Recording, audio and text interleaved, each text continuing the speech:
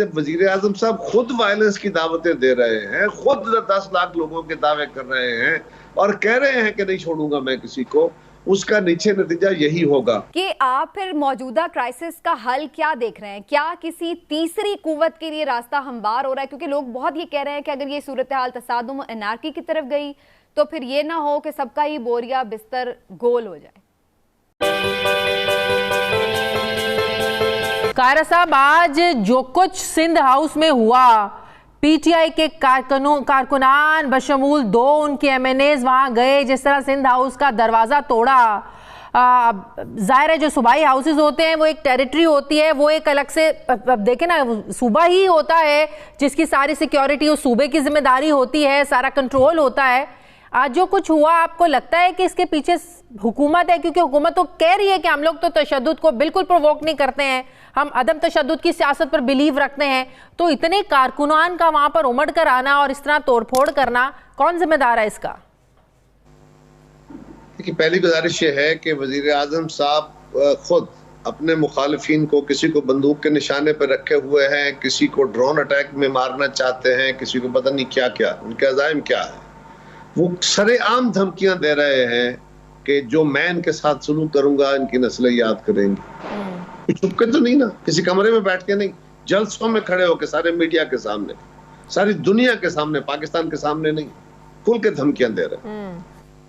उनके वज़ारात में जो कुछ कह रहे हैं वो तो खैर और उससे आगे चले जाते हैं, गाली गलोच की जबान इस्तेमाल हो रही है। हुकूमत वक्त हालात खराब करके तसादुम की तरफ जाना चाहती है। ये फाशिस्ट हैं, फाशिस्टों का स्टाइल यही होता है, अपने मुखालफों को दबाओ, मीडिया को दबाओ, अदालतों को दबाओ और धौंस धांधली के जरिए अपनी विल जो है लोगों पर मुसल्लत करो। मसला ये है कि जब वजीर आजम साहब खुद वायलेंस की दावतें दे रहे हैं, खुद 10 लाख लोगों के दावे कर रहे हैं और कह रहे हैं कि नहीं छोड़ूंगा मैं किसी को, उसका नीचे नतीजा यही होगा कि ये माइनस इमरान आज एक इस्लाही, ठीक है, और वो माइनस इमरान जो है वो एक प्रेस कॉन्फ्रेंस की शाह महमूद कुरैशी साहब ने, और उनके साथ थे असद उमर साहब और फवाद चौधरी साहब, और उन्होंने कहा कि जी माइनस इमरान किसी तौर कबूल नहीं होगा। और माइनस इमरान जो है वो उससे पहले कल हमने सुना जिसमें एमक्यूएम की तरफ से बात आई कि जी अगर इमरान खान साहब, हुकूमत जो है वो बच सकती है, इमरान खान साहब का जो है वो बचना मुश्किल नज़र आता है।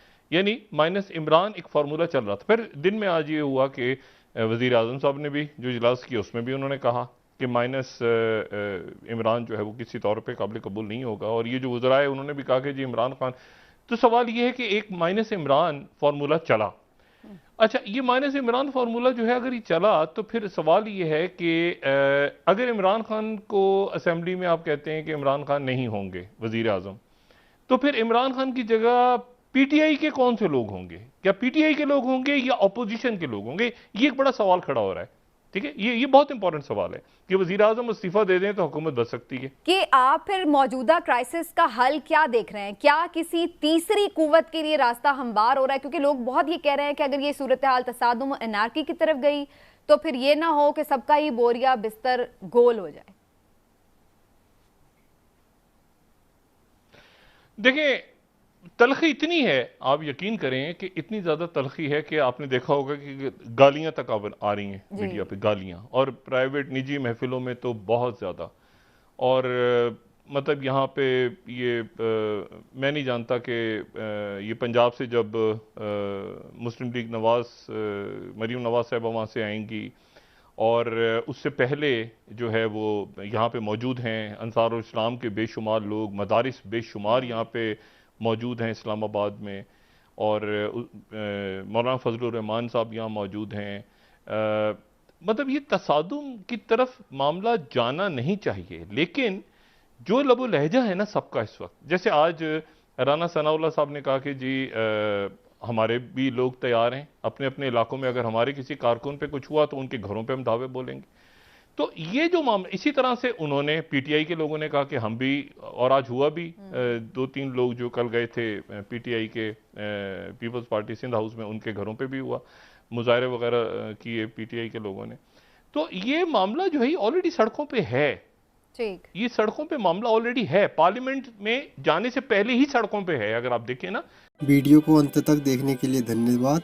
वीडियो को लाइक एंड चैनल को सब्सक्राइब करें।